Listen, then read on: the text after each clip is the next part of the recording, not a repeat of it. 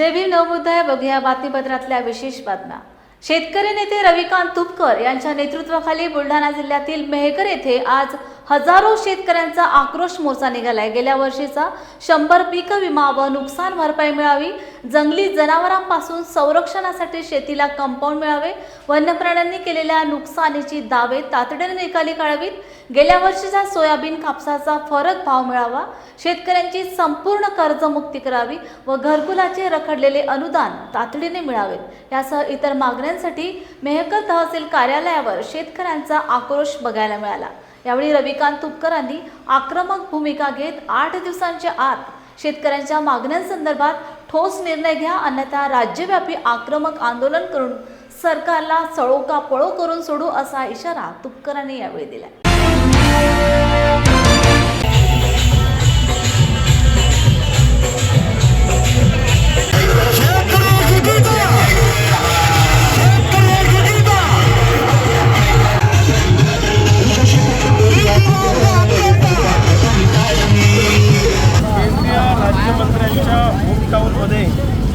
जर शेतकरी एवढ्या मोठ्या संख्येनं रस्त्यावर उतरला असेल तर याचं चिंतन आत्मचिंतन त्यांनी केलं पाहिजे की सरकारमध्ये राहून तुम्ही काय करता।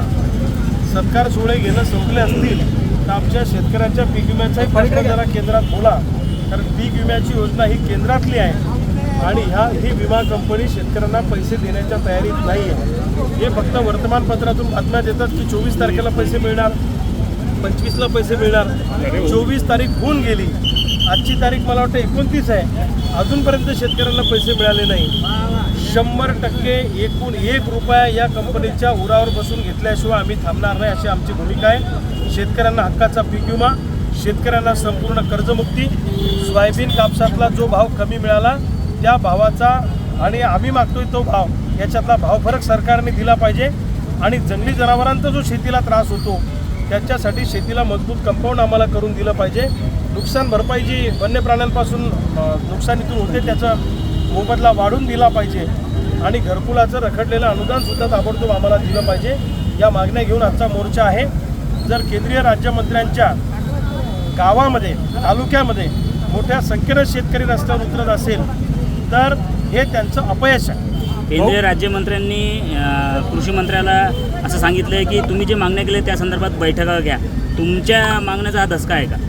केंद्रीय कृषी मंत्र्याला त्यांनी आत्ता सांगितलं, मी केंद्रीय कृषी मंत्र्यांना 2 महिन्यापूर्वी भेटून आलोय। म्हणजे माझी केंद्रीय कृषी मंत्र्यांबरोबर राज्याच्या कृषी मंत्र्यांबरोबर माझी बैठक 2 महिन्यापूर्वी झाली आहे। त्यांना आत्ता सुचलं आहे हा मेहकरचा मोर्चा जो आहे या मोर्चामुळं त्यांनी धास्ती घेऊन की बाबा आता शेतकरी रविकांत तुपकरच्या पाठीशी उभा राहणार आणि सगळा शेतकरी आता रस्त्यावर उतरणार, म्हणून शेतकऱ्यांना काहीतरी गाजर दाखवायच्या हेतूनं ते केविलवाना प्रयत्न करतायत। परंतु त्यांनी जर का मनात आणलं तर या कंपनीच्या छातीवर बसून कंपनीला आदेश देऊन 2 दिवसात सुद्धा विमा मिळू शकतो, परंतु त्यांना शेतकऱ्यांना विमा मिळू द्यायचा नाही आहे। स्वाभिमानी शेतकरी संघटनेतून काढल्यानंतर तुम्ही प्रथमच हा मोर्चा करताय, काय सांगाल? नाही, आता तो विषय माझ्यासाठी संपलेला आहे। पुन्हा घ्यायचे शस्त्र हातात आणि पुन्हा माणसांची लढू या लढाई, नव्याने धार लावू मनाला, मनासारखे शस्त्र कुठेच नाही। आतून पेटलो पण हळूवार बोलतो मी, काही विशेष नाही व्यवहार बोलतो मी, बेमान जाहलेला एक नाग ठेचू, येत्या नव्या युगाचा निर्धार बोलतो मी।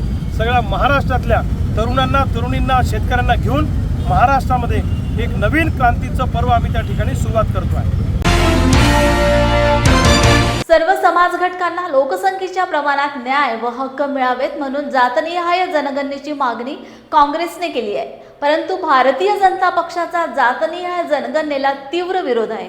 विरोधी पक्षनेते राहुल गांधी यांनी लोकसभेत जातनिहाय जनगणनेचा मुद्दा मांडल्यानेच चातुर्वर्ण व्यवस्थेच्या विचारधारेतून आलेल्या भाजपाच्या अनुराग ठाकूरांनी ज्यांचा जातीचा पत्ता नाही ते जातनिहाय जनगणनेची मागणी करत आहेत असे वक्तव्य करून या देशातील बहुजन आणि मागासवर्गीयांचा अपमान करून भाजपची मनोवादी वृत्ती दर्शवली आहे असा आरोप करीत शहर काँग्रेसने आज गुरुवारी व्हरायटी चौकात महात्मा गांधी यांच्या पुतळ्यासमोर आंदोलन केले।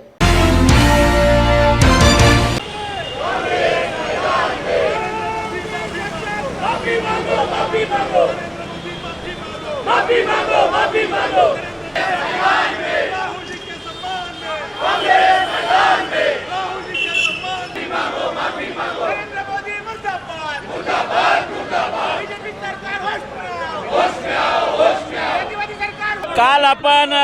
लोकसभेमध्ये पाहिलं असेल की नरेंद्र मोदी आणि त्यांच्या सहकाऱ्यांनी राहुलजींना जात विचारण्याचा प्रयत्न केला आणि यावरून तुम्हाला दिसून येईल की भारतीय जनता पार्टीची नरेंद्र मोदीची मानसिकता काय आहे. ही जातीयवादी पार्टी आहे हे यांनी सर्वोच्च लोकसभेमध्ये सिद्ध करून दाखवलं आहे. आणि आम्ही वारंवार तेच सांगत होतो की या देशामध्ये सर्वधर्म समभावाचं प्रतीक घेऊन चालणारी काँग्रेस आणि एकीकडे जात विचारणारी भारतीय जनता पार्टी याचा फरक लोकसभेमध्ये जाणवला आणि त्याचा निषेध म्हणून आज या ठिकाणी आम्ही हे आंदोलन करत आहोत. नरेंद्र मोदी यांनी अनुराग ठाकूर याच्या वतीने साऱ्या देशाची माफी मागावी, कारण की नरेंद्र मोदींचा असली चेहरा अनुराग ठाकूरच्या निमित्तानं लोकसभेमध्ये दिसलेला आहे आणि नरेंद्र मोदींनीच माफी मागावी ही सगळ्यांची मागणी आहे. या ठिकाणी लोकसभेमध्ये जेव्हा प्रतिपक्षाचे विरोधी पक्षाचे नेते श्री राहुल गांधी यांनी जनगणनेची मागणी या देशामध्ये केली तेव्हा त्या ठिकाणी त्यांना त्यांची जात विचारण्यात आली. मला आठवतं की संत कबीरदास म्हणतात की जाती न पूछो पूछ लीजिए ज्ञान, मोल करो तलवार का पडी रहने दो म्यान. या ठिकाणी जे ज्ञान आहे आमचं त्याविषयीची माहिती विचारली पाहिजे, परंतु या ठिकाणी जाती विचारली जाते. एक प्रकारे या देशातली सरकार, नरेंद्र मोदीच्या अधिपत्याखाली असलेली सरकार या देशातलं संविधान मानत नाही. या मनुस्मृतीला त्या ठिकाणी वाढ देऊन मनुस्मृतीमध्ये जे वर्णव्यवस्था दिलेली आहे त्याचं समर्थन करतायत. त्यांनी स्वतः अनुराग ठाकूरने जे जाती विचारली त्याचं समर्थन ट्विट करून केलं. याच्यापेक्षा मोठी दुर्दैवी घटना कोणी असू शकते आणि त्याचसाठी शहर काँग्रेस कमिटी या ठिकाणी आंदोलन करत आहे. त्या घटनेचा या ठिकाणी निषेध करतायत. या देशाच्या प्रधानमंत्र्यांनी यासंबंधी देशाची माफी मागावी आणि हा देश भारतीय राज्यघटनेने या ठिकाणी चालतो हे सिद्ध करून दाखवावे. संगणकीय त्रुटीमुळे ग्राहकांना रेशन मिळाले नाही. मागील जुलै महिन्यातील रेशन ऑगस्ट महिन्यात मिळावे या मागणीचे निवेदन करवीर तालुका शिवसेनेच्या वतीने जिल्हा पुरवठा अधिकारी मोहिनी चव्हाण यांना निवेदन देण्यात आले. कोल्हापूर जिल्ह्यातील कोणताही ग्राहक रेशन पासून वंचित राहू नये बाबत प्रत्येक रेशन दुकानदाराकडून माहिती घ्यावी अशी मागणीही करण्यात आली. करवीर शिवसेना आणि जिल्ह्यातील सगळे पदाधिकारी शिवसेनेच्या वतीनं आम्ही आज जिल्हा पुरवठा अधिकारी चव्हाण मॅडम यांना भेटलो. आज कोल्हापूर जिल्ह्यामध्ये पुराचं पाणी आल्यामुळे बरेच गावाचा संपर्क तुटलेला आहे आणि काही ठिकाणी ज्या महामार्गाला कामावरील लोक जातात त्या ठिकाणी पाणी आल्यामुळे लोकही कामाला जाऊ शकलेले नाहीत आणि गेल्या महिन्यातील जुलै महिन्यातील धान्य त्यांना मिळालेलं नाही. म्हणजे ज्या सर्व्हर डाऊनचा प्रॉब्लेम सांगत 15 तारखेपासून लोकांना धान्य मिळालेलं नाही. मग आमची एक मागणी होती की ऑगस्ट महिन्यामध्ये, जुलै महिन्यातलं संपूर्ण ऑगस्ट महिन्यामध्ये रेशन गोरगरिबांना मिळावं ही मागणी घेऊन आम्ही आज मॅडमकडे आलो होतो. मॅडमने सांगितलं की 100% आम्हीसुद्धा मंत्रालयाशी संपर्कात आहे आणि लोकांना ऑगस्ट महिन्यात लोकांना संपूर्ण धान्य मिळणार जुलै महिन्याचं हे असं आश्वासन आम्हाला दिलेलं आहे. वंचित कोण राहू नये ही भूमिका घेऊन आम्ही आज मॅडमकडे आलो होतो आणि त्यांनी आम्हाला आश्वासन दिलेलं की 100% लोकांना धान्य मिळणार. अरे सुनीता, जरा देखो तो कौन है? अरे अनु, तू कैसी हो? बढ़िया हो, बैठ, मैं अभी आई.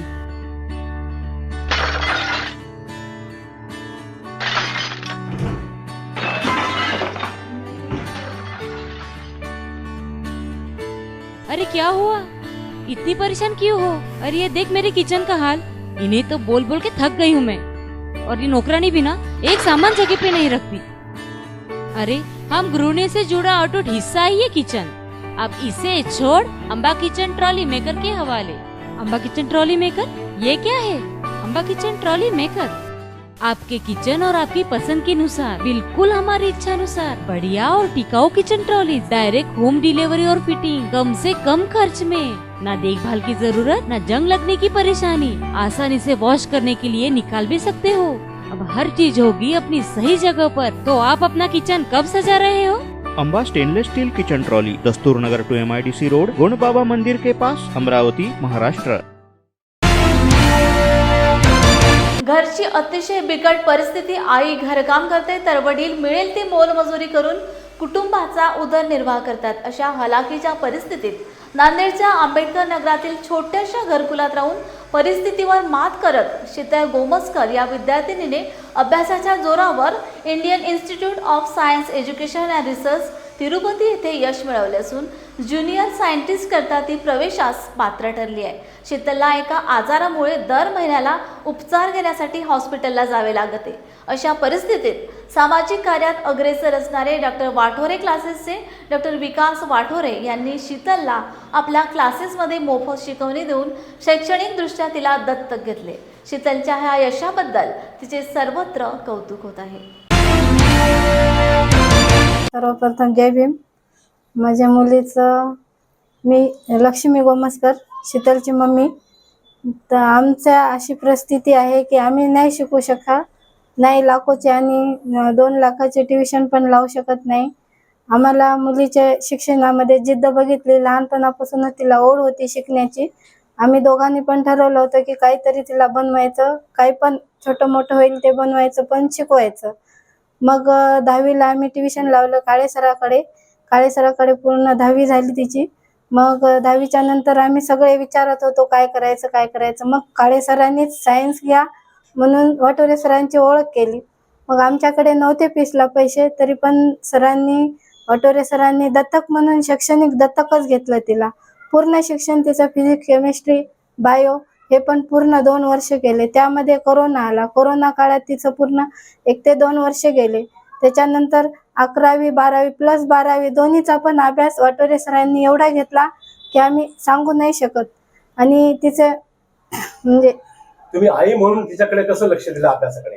आता माझं तर शिक्षण नाही झालेलं, सगळं म्हणजे आम्ही सगळेजण घरामध्ये अडाणीच आहोत.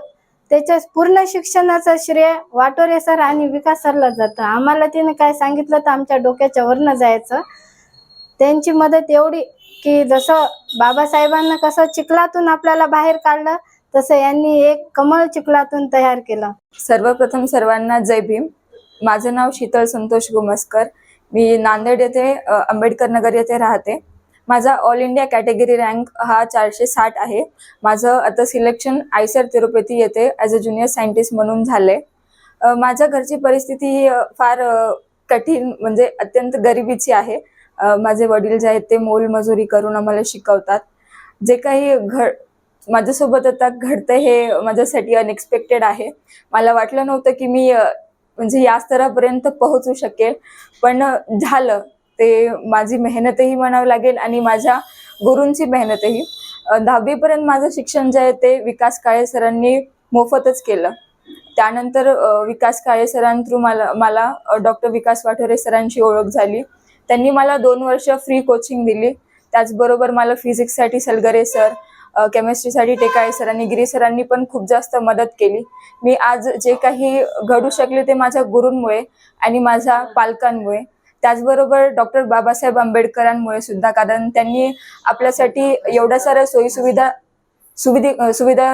सुरू केलेल्या आहेत, ज्यामुळे आपण आता म्हणजे शिकू शकतो. ते पण कुठल्याही हेजिटेशन शिवाय शिकू शकतो की आपल्याला कुठे कोणी काही बोलू शकत नाही. भविष्यामध्ये काय बनणार आहे, म्हणजे काय करणार भविष्यामध्ये? मला पुढे आता बायोलॉजीमध्ये इंटरेस्ट आहे, तर मी बायोलॉजीमध्ये पुढे माझे सगळे प्रोजेक्ट करेन. जय भीम. मी डॉक्टर विकास वाठोरे, संचालक doctor Wathore biology classes, Shyamnagar, Nanded. माझे मागील 11 वर्षापासून कोचिंग सुरू आहे. वैद्यकीय क्षेत्रासोबतच शैक्षणिक क्षेत्रामध्ये पाऊल ठेवण्याचं कारणच वंचित कष्टकरी कामगार लोकांचे पाल्य हे शिकले पाहिजे, ते शिक्षणापासून वंचित राहिले नाही पाहिजे, यासाठीच आम्ही या क्षेत्रामध्ये पाऊल ठेवलेलं आहे. आणि दरवर्षी आम्ही एकदम गरीब असलेल्या विद्यार्थ्यांना मोफत कोचिंग करून त्यांना दत्तक घेऊन सर्व भारतामध्ये टॉप करण्याचं आम्ही जे दृढ निश्चय केला आहे, तो निश्चय आम्ही शीतलच्या माध्यमातून तुम्हाला सांगू इच्छितो की शीतल ही एकदा आत्ताच लागलेला रिझल्ट जो आहे आयसरचा, ती पूर्ण भारतामध्ये कॅटेगरी रँक 460 रँक घेऊन ती तिरुपतीला आयसर म्हणून ज्युनियर सायंटिस्ट म्हणून लागलेली आहे. ही आपल्या सर्व नांदेडकर वासियांसाठी अभिमानाची गोष्ट आहे. तर तुमच्या माध्यमातून मी सर असं सांगू इच्छितो की कोणताही पाल्य किंवा पालक गरिबीमुळे, पैशामुळे लाखो फीस भरू शकत नसेल तर अवश्य आमच्या कोचिंगला भेट द्या. आम्ही तुम्हाला कन्सेशन सहित किंवा खूप गरीब असताल तर मोफत कोचिंग देऊन तुम्हाला शिक्षणाच्या प्रवाहामध्ये आणण्यास आम्ही पात्र आहोत. परभणी, उरण, शेळफाटा इतर ठिकाणी झालेल्या महिला अत्याचाराच्या घटनेच्या विरोधात बुधवारी दुपारी 1 वाजता राष्ट्रवादी काँग्रेस शरदचंद्र पवार पक्षाच्या वतीने शहरातील महात्मा फुले पुतळ्यासमोर निषेध आंदोलन करण्यात आले.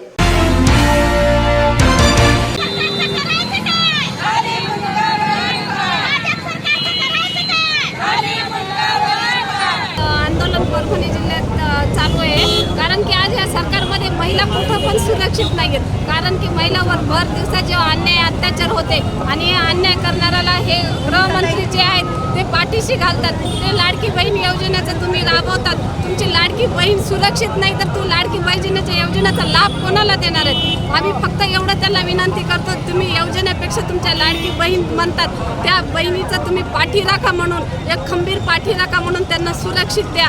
आणि हे जे अन्याय होतात महिलावर ते कुठंतरी थांबायला पाहिजे. जर तुम्हाला हे होत नसेल, तुम्ही जर गुन्हेगाराला पाठीशी घालतात तर तुम्हाला त्या खुर्चीवर बसण्याचा काही अधिकार नाही. एवढे बोलते, फक्त महिलांना तुम्ही सुरक्षित द्या आणि महिलांना पाठी राखा. त्या एका भगिनीवर एकतर्फी प्रेमातून तिच्यावर झालेला अत्याचार, तिच्यावर उगवलेला सूड आणि तीक्ष्ण निर्घृण केलेली तिची हत्या, एवढाही हत्या होत असताना त्याच प्रकारे शिळफाट्यावरची माझी एक भगिनी घर संसार चालवत असताना थोडा मानसिक त्रास काही असेल तर मनाला शांती मिळावी, समाधान मिळावं म्हणून आपण प्रत्येकजण शांतीचं एक साधन शोधतो, ते म्हणजे मंदिरात जातो, ज्याच्या त्याच्या श्रद्धास्थानी जातो. माझी एक महिला भगिनी मंदिरात गेली असता तिला चहामधून गुंगीचं औषध दिलं जातं आणि गुंगीचं औषध दिल्याच्या नंतर तिथले 3 पुजारी तिच्यावर अमानुष बलात्कार करतात आणि तिची हत्या केली जाते. कुठं नेऊन ठेवला हा माझा शाहू फुले आंबेडकरांचा महाराष्ट्र? कुठं गेले आमचे देवेंद्र फडणवीस, आमचे गृहमंत्री? सध्या जर तुम्ही बघितलं तर आमचे गृहमंत्री फक्त फोडाफोडीचं राजकारण, घर फोडायचं काम आमचे गृहमंत्री करत आहेत. आज मी माझ्या गृहमंत्र्यांना प्रश्न विचारते, गृहमंत्री साहेब, तुमच्या राज्यात आम्ही महिला सुरक्षित आहोत का? एकीकडे तुम्ही म्हणताय की आमची लाडकी बहीण, आज तुम्ही बघत असताय अर्थसंकल्प जाहीर करत असताना लाडकी बहीण ही योजना आम्हाला जाहीर केली. आम्ही अभिनंदन करतो सगळ्यांचं, आम्ही योजनेचं स्वागत करतो. आमच्या बहिणीला लाडकी बहीण म्हणून योजनेचा सन्मान दिला, पण तो सन्मान देत असताना बहिणीची सुरक्षा कुठे नेऊन ठेवली तुम्ही? आम्ही महिला भगिनी रस्त्यावर फिरतो, अहोरात्र आम्ही कष्ट करतो. काय मागणी आहे तुमची? सरकारकडे आमची एकच मागणी आहे, गृहमंत्र्यांना खुर्ची खाली करावी आणि गृहमंत्री पद जर तुम्हाला सांभाळता येत नसेल, आमच्या महिलावर अन्याय अत्याचार होत असताना तुम्ही जर डोळे उघडे ठेवून बघत असाल, ज्या आरोपींना तुम्ही फाशीची शिक्षा देऊत नसाल तर तुम्हाला खुर्चीत बसायचा अजिबात अधिकार नाही. आदरणीय शरदचंद्र पवार साहेबाची राष्ट्रवादी, आमची महिला राष्ट्रवादीकडून संपूर्ण महाराष्ट्रात आमचं आंदोलन चालू आहे.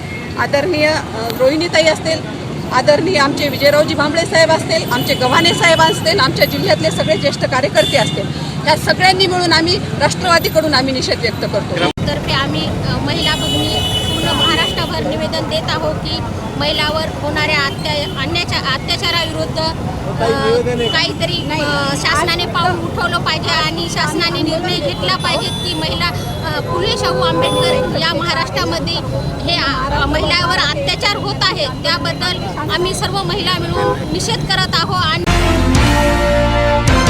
कोल्हापुरातील अन्न वस्त्र निवारा संस्थेच्या कचरा वेचक महिलांच्या उदरनिर्वाहाचा प्रश्न गंभीर बनला असून शासनाने त्वरित महिलांना जीवनावश्यक वस्तूंचा पुरवठा करावा, अन्यथा आम्ही आत्महत्या करू असा इशारा या महिलांनी दिलाय. जिल्हाधिकाऱ्यांना दिलेल्या निवेदनात त्यांनी म्हटले की काम नसल्याने सर्व महिलांच्या रोजच्या जीवन मरणांचा प्रश्न निर्माण झालाय. यावेळी अनेक महिलांनी आपल्या संतप्त भावना व्यक्त केल्या आहेत. होतात खरं आमच्याकडे कुणीच लक्ष पण देत नाही. 4 महिने आम्हाला जी राशनला धान्य भेटते, गहू तांदळ त्यापेक्षा आम्हाला डाळ, तेल, साखर ही सगळी वस्तू आम्हाला मिळावी ही आमची मागणी आहे. हे आता आम्ही लय वर्ष मागणी करतोय, 12 वर्ष मागणी करतोय. खरं ही काय मागणी आमची पूर्ण होत नाही. खरं दरवर्षी आम्हाला 4 महिने तरी पावसाळ्यात आम्हाला ही वस्तू आमची मिळायच पाहिजे. नाही मिळालं तर शेवटाला आता उपाशी मारण्यापेक्षा इथं मारायचं. आम्ही आता 4 महिने घरातच बसून असतोय. आमच्या घरात गळतंय, पाणी नाही, काय नाही, आम्हाला घरात मिळत काम धंदा मिळत नाही. आमचं पोटाचा हाल होते. कागद आता घ्यायचं, पावसाने भिजल्यावर मग कोण घेणार आहे ते? आमचे पोरं बाळ दवाखान्याचा पैसे खर्च नाही, आम्हाला पोटाला मिळत नाही, चहा पाणी मिळत नाही. मग म्हाताऱ्या माणसाने कुठं जायचं? आम्हाला काम मिळतं तरी मिळून देत. 4 महिने आम्हाला कडधान्य सगळं मिळून द्या. साखरे बसणं, चटणी बसणं, मिठा बसणं सगळं आम्हाला पाहिजे. खरं आम्हाला खायलाच काहीच नाही. करोनामध्येच मिळालं होतं, मिळालं त्याच्यावर आम्हाला मिळालंच नाही. कडधान्य बी नाही, काहीच नाही. आणि रेशन कार्डावर नुसतं का नाही, गहू 4 किलो आणि तांदूळ 4 किलो. हा, मग तेच खाऊन आम्ही मरायचं आहे काय? पोराबाळाला दवाखाना आहे, फुकटचा दवाखाना नाही, काय नाही, गोळ्या मिळत नाहीत. मग काय करायचं? काय खायचं माणसानं? कशावर जगायचं कशाच्या जीवावर? राजेंद्रनगरमध्ये राहतो आम्ही. कचऱ्याची महिला आहे. आम्ही भलेच किती वेळा तर निवेदन दिले, तर आमची कोण विचारपूस करेना. आम्हाला पावसाळ्यात 4 महिने आमचं जीवनवस्तू आम्हाला काय मिळत नाही. आमच्या घरात ते पाणी आलं. आम्हाला 12 वर्षे केल्याबद्दल आम्हाला हे असं आम्हाला खावटी योजना कायम चालू कचऱ्याच्या महिलेसाठी राहू दे. काय तुमची मागणी काय? कचऱ्याच्या महिला गहू तांदूळ मिळते, तर बाकीच्या वस्तू मिळत नाहीत. बाकीच्या वस्तूसाठी आम्ही काय करायचं? आमच्या मुलासाठी, बाळासाठी हे आम्हाला तुमच्या विचारानं सगळी काय जी लागती वस्तू ती आम्हाला मदत करावी अशी आमची विनंती.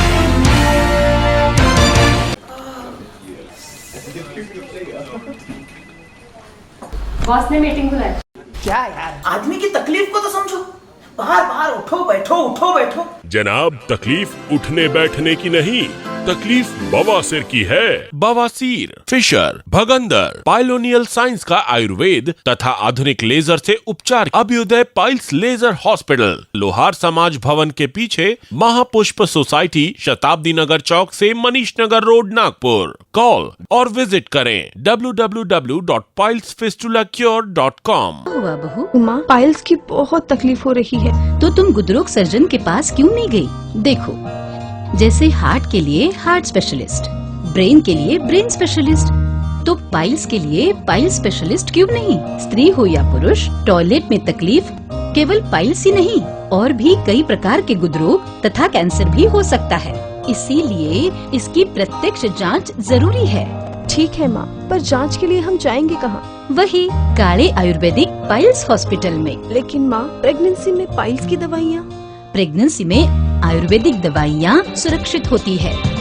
जनहित में जारी। काले आयुर्वेदिक पाइल्स हॉस्पिटल, औषधि चिकित्सा तथा सर्जरी ट्रीटमेंट उपलब्ध। हमारा पता उमरेड रोड, दिघौरी बस स्टॉप के पास, नागपुर। अधिक जानकारी के लिए वेबसाइट पर जाएं kalepailshospital.com। गेल्या 40 वर्षांहून अधिक काळ आंबेडकरी चळवळीत सामाजिक, राजकीय व धार्मिक क्षेत्रात महत्त्वपूर्ण योगदान देणारे फुले शाहू आंबेडकरी चळवळीचे भाष्यकार सुरेशदादा गायकवाड यांचा वाढदिवस त्यांच्या चाहत्यांकडून अतिशय साध्या पद्धतीने साजरा करण्यात आला। या प्रसंगी स्वामी रामानंद तीर्थ, मराठवाडा विद्यापीठातील माध्यम संकुलाचे संचालक डॉक्टर राजेंद्र गोणारकर, PS गवळे, प्राध्यापक देवीदास मनोहरे, BB पवार, ज्येष्ठ पत्रकार दत्ताहरी धोत्रे, शीलरत्न चावरे यांच्या सर्व क्षेत्रातील मान्यवर मोठ्या संख्येने उपस्थित होते। आदरणीय सुरेशदादा गायकवाड यांचा आज वाढदिवस आहे आणि त्यांच्या घरी दुःखद घटना झाल्यामुळे अतिशय साध्या पद्धतीनं या ठिकाणी सुरेशदादा गायकवाड यांचा वाढदिवस साजरा होत आहे। महाराष्ट्राच्या आंबेडकरी चळवळीतील अत्यंत झुंजार, परखड आणि निर्भयी व्यक्तिमत्व म्हणून दादांना सर्वजण ओळखतात। नामांतर आंदोलन असेल, त्या पॅन्थरचे आंदोलन असेल, गायरानाचा प्रश्न असेल, मंडल आयोगाचा विषय असेल, या सर्व आघाड्यांवर आणि जिथे जिथे जातीय अत्याचारातून ज्या घटना घडतात त्याचा निवारण करण्यासाठी, त्याच्या विरुद्ध आवाज उचवण्यासाठी दादांनी जो लढे दिलेले आहेत, जो संघर्ष केलेला आहे तो खूपच मौलिक अशा स्वरूपाचा आहे। नांदेड जिल्ह्यातील सर्व लोकांसाठी एक आदराचं आणि आश्रयाचं स्थान म्हणून दादांकडे सगळा समाज पाहतो आणि नुसतं दादांचं आंबेडकरी समाजासाठीच कार्य नाही, तर संपूर्ण भारतीय समाज, संपूर्ण महाराष्ट्रीयन समाज, संपूर्ण मराठी समाज हा एक व्हावा, त्याच्यामध्ये वैमनस्य मिटावं आणि बाबासाहेब आंबेडकरांना अभिप्रेत समता धिष्ठित समाजाची निर्मिती व्हावी, बुद्धाच्या विचारावर आधारित शांती आणि करुणेचा समाज निर्माण व्हावा, यासाठी सुद्धा धार्मिक आणि धम्म चळवळीमध्ये देखील दादांचं मोठं योगदान आहे. परखडवाणी आणि तितकंच अभ्यासू असं त्यांचं व्यक्तिमत्व आहे. प्रचंड वाचन आणि त्याच्यावरची हुकूमत दादांच्या व्यक्तिमत्वाचा एक पैलू आहे. माणसं सांभाळणं, त्यांना समजून घेणं, हेही दादांचं संघटन कौशल्य देखील महत्त्वाचं आहे. असे हे दादा आज 67-68व्या वर्षामध्ये पदार्पण करीत आहेत आणि त्यांना उत्तम आरोग्य आणि दीर्घायुष्य लाभो अशी माझ्या वती आणि स्तबंद त्यांच्या दादांना चाहत्यांकडून मी त्यांना लाख लाख शुभेच्छा देतो. आंबेडकरी चळवळीचं आणि आंबेडकरी विचाराचं भवितव्य या पुढच्या काळामध्ये उज्ज्वल असं राहील. आंबेडकरी विचारच या देशाचं नेतृत्व करेल हे आता सिद्ध झालेलं आहे. व आंबेडकरी विचाराधारित जे राजकारण आहे त्या राजकारणाची पिछेहाट झालेली आहे. या ठिकाणी आपल्याला कबूल करण्यावाचून पर्याय नाही. आणि या पिछेहाटीस जबाबदार जर काय असेल तर आंबेडकरी चळवळीत उदयास आलेले व्यक्ती केंद्रित नेतृत्व, हे या व्यक्ती केंद्रित नेतृत्वामुळं आंबेडकरी राजकीय चळवळीचा ऱ्हास झालेला आहे. मला असं वाटतं की डॉक्टर बाबासाहेब आंबेडकरांचं रिपब्लिकन पक्षाविषयीचं जे पत्र आहे त्या पत्राच्या आधारावर सामूहिक नेतृत्व आणि सामूहिक निर्णय या प्रक्रियेवर आधारित असलेली एक चळवळ या पुढच्या काळामध्ये महाराष्ट्रामध्ये उभी टाकणं ही काळाची गरज आहे. त्याशिवाय आपल्याला आपले प्रश्न आणि बाबासाहेब आंबेडकरांचा विचार हा पुढे घेऊन जाता येणार नाही असं माझं मत आहे. दादा, महाराष्ट्रामध्ये आरक्षणावरून रणकंदल माजत आहे. महाराष्ट्रामध्ये जातीय तेढ निर्माण होत आहे. अशा परिस्थितीमध्ये एक आंबेडकरी नेते म्हणून काय सांगाल आपण? आता ही जी तेढ आहे ती आहे राजकीय तेढ. सत्ताधारी लोकांनी मूळ आरक्षण धोरणाचा गांभीर्याने विचार न करता, किंवा मी तर असं म्हणेल मूळ आरक्षणाच्या धोरणाचा अभ्यास नसलेलेच लोक आज सत्तेवरती बसलेले आहेत की ज्यांना कॉन्स्टिट्यूशनचं गांभीर्य माहीत नाही. एकूण या देशातील कोणत्या समाजाला न्याय द्यायचा आहे याचं भान त्यांना नाही. आणि म्हणून ते अशा प्रकारे बुचकळ्यामध्ये पडलेले आपल्याला दिसतात. आरक्षण कुणाला द्यावं आणि कुणाला देऊ नये हे घटनेने स्वयं स्पष्ट केलेलं आहे. असं असताना केवळ सत्तेसाठी एखाद्या समाजाला गाजर दाखवणं ही गोष्ट चुकीची आहे. सत्ताधारी लोकांनी हीच गोष्ट त्या समाजाच्या नेतृत्वाला स्पष्टपणे बजावून सांगितली असती तर आज महाराष्ट्र या जातीय फुटीच्या दरीवर उभा आला नसता. याला सर्व सवंग राजकारण करणारे लोक जबाबदार आहेत असं माझं मत आहे. येणाऱ्या काळामध्ये आंबेडकरी चळवळीचं भवितव्य काय असेल? आंबेडकरी चळवळीचं भवितव्य निश्चित आहे. आंबेडकरी विचाराचं भवितव्य निश्चित आहे. कदाचित बाबासाहेब आंबेडकरांचा विचारच या देशाला लॉंग लाईफ मार्गदर्शन करणारा विचार आहे. तो ठरेल याच्याबद्दल माझ्या मनामध्ये काही शंका नाही. येणाऱ्या विधानसभेमध्ये आपण उभे राहणार का? येणारी विधानसभा मी लढवणार आहे आणि काँग्रेस पक्षाला मी ऑफर केलेली आहे. आता मी काँग्रेस पक्षाला ऑफर करणं म्हणजे रिपब्लिकन चळवळीतील नेतृत्वाचं हे अपयश आहे आपण समजून घेतलं पाहिजे. माझ्यासारख्या कार्यकर्त्याने शाहू फुले आंबेडकरी विचारावर बहुजन समाजाचं पायाभूत सत्तेचं राजकारण उभं करावं याच्यासाठी मी 26 वर्ष माझ्या आयुष्याची दिलेली आहेत. एवढंच नाही तर माझ्या कर्तृत्वाच्या बळावर मी एक आमदार किनवट तालुक्यातून निवडून आणला. हदगाव मतदारसंघातून 3 विधानसभेमध्ये नंबर 2 वरती आपले उमेदवार राहिला. भोकरमध्ये नंबर 2 वरती राहिला. नांदेडमध्ये नंबर 3 वरती ओपनमध्ये मी राहिलो.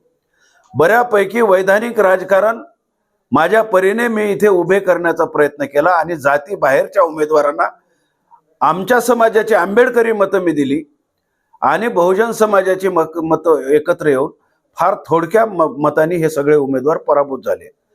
परंतु नेतृत्व नतदृष्ट निघालं आणि त्या नेतृत्वाने उभं केलेलं राजकारण संपवण्यासाठी आमच्या नरडीला नख दिला.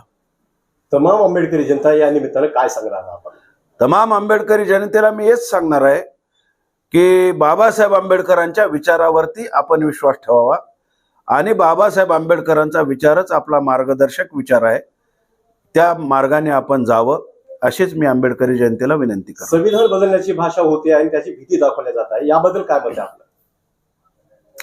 नाही, संविधान बदलण्याचा आता प्रयत्न झाला, करणाऱ्याने तो प्रयत्न केला.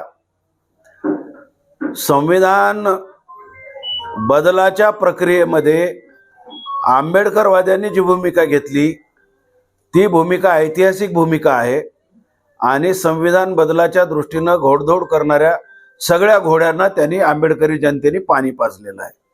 त्याच्यामुळं नजीकच्या काळामध्ये हा प्रश्न तोंड वर काढेल असं मला वाटत नाही.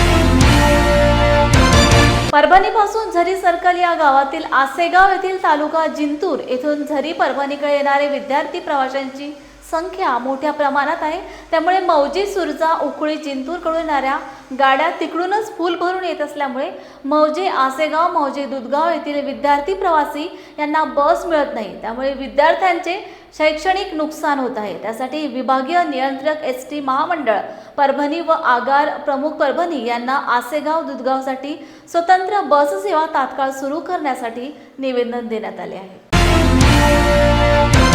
लॉर्ड बुद्धा TV मध्ये आपलं स्वागत करतो. आज आपण जिल्हाधिकारी कार्यालयासमोर या ठिकाणी आलेले आहोत. या ठिकाणी काही विद्यार्थी मुलं आणि मुलं आलेले आहेत. जवळपास परभणी ते आशेगाव या ठिकाणी जाण्यासाठी मुलांना बसेसची सोय नाही आणि त्यामुळे या ठिकाणी शाळेत त्या विद्यार्थ्यांची गैरसोय होत आहे. आपल्यासोबत आज हे विद्यार्थी आलेले आहेत आणि त्यांची जी समस्या आहे आपण त्यांच्याशी जाणून घेणार आहोत. काय सांगतात माध्यमाशी आपण त्यांच्याशी जाणणार आहोत. कोमल बंडू दळवे. काय नेमकी काय अडचण? बसमध्ये खूप गर्दा होते, बसमध्ये जागा नाही, त्याच्यामुळे यायला जायला खूप उशीर होतोय आणि क्लास पण मिस होतात. गैरसोय होते, आमची पावसाची बस येत नाही.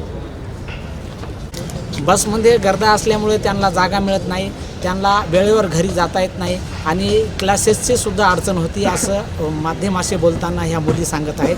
आपल्यासोबत दुसरी मुलगी आहे, काय सांगते? राहणार आसेगाव. बस भरून येत आहेत, म्हणजे गर्दा होत आहे, त्याच्यामुळं आमच्या कॉलेजच्या मुलींना जागा भेटत नाही. काही मुली खाली राहिल्यात, मग कॉलेज लेक्चर मिस व्हायलेत, आमचे लेक्चर बुडायलेत. काय मागणी काय आमची? आम्हाला एक्स्ट्रा बस द्या. जिल्हाधिकाऱ्यांना सांगडं घालण्यासाठी हे आशेगाव येथील विद्यार्थी, दुधगाव येथील विद्यार्थी आलेले आहेत आणि आपल्यासोबत सभापती साहेबसुद्धा आहेत. काय सांगतात ते आणि या विद्यार्थ्यांचे कशा पद्धतीने ते सोय करणार आहेत आपण त्यांच्याशी जाणून. आशेगाव आणि दुधगाव येथील विद्यार्थी आणि ज्येष्ठ नागरिक यांना जो त्रास एस टीमुळे सहन करावा लागत आहे. प्रत्यक्षात एवढं मोठं गाव आहे, येणाऱ्या जाणाऱ्यांची संख्या जास्ती आहे, परंतु बसेस अत्यंत अल्प आहेत. आता उखळी किंवा गडदगावहून येणाऱ्या बस तिकूनच फुल होऊन येत असल्यामुळं इथल्या स्थानिक लोकांना, आशेगाव आणि दुधगावच्या लोकांना बसमध्ये जागा भेटत नाही आणि मग मुली आहेत तर जागा न भेटल्यामुळे कधी कधी त्यांचा क्लास मिस व्हायला आहे, कधी जायला उशीर व्हायला आहे, पुन्हा जाते वेळेस तीच अडचण व्हायली. तर अशा पद्धतीनं आम्ही आज अशा पद्धतीचं निवेदन द्यायला आलो किंवा परभणी ते आसेगाव एक सेपरेट बस 2-2 तासाला तिने फेरी मारावी, जेणेकरून विद्यार्थी आणि ज्येष्ठ नागरिकांची सोय होईल आणि व्यवस्थितरित्या जाता येता येईल. अशा संदर्भामध्ये आम्ही आगार प्रमुखांना, विभागीय नियंत्रकांना देखील निवेदन दिलेलं आहे. आता कलेक्टर साहेबांनाही निवेदन दिलं. त्यांना वारंवार भेटलो आगार प्रमुखांनी, DC साहेबांना, परंतु थोडं चालढकल व्हायली निर्णय घेण्यामध्ये. त्यामुळे आज नाईलाजानं कलेक्टर साहेबांकडे निवेदन देण्यासाठी आलो आणि निवेदन दिलेलं आहे. आशा आहे की कलेक्टर साहेब पॉझिटिव्हली विचार करून तात्काळ बस सेवा सुरू करण्याचे आदेश संबंधित यंत्रणेला देतील आणि बघूत पुढं काय काय होते. नंतर लोकशाही मार्गानं आंदोलन छेडण्यात येईल जर काही नाही झालं. पण मला 100% विश्वास आहे कलेक्टर साहेब यावर पॉझिटिव्हली ॲक्शन घेतील. परभणी ते आशेगाव हा एस टी बस सुरू करण्यात यावी या मागणीसाठी या जिल्हाधिकारी कार्यालयासमोर विद्यार्थी आलेले आहेत आणि त्यांना एक्स्ट्राची जादा बस मिळावी अशी त्यांची मागणी आहे, जेणेकरून दिवसांतून 2दा ती बस फेऱ्या मारू शकते. लॉर्ड बुद्धा TV, दिलीप बनकर, कॅमेरामन उमेश अग्रवाल, परभणी. बातमीपत्रात घेऊया इथेच विश्रांती. पुन्हा भेटूया नवीन घडामोडीतून. जय भीम.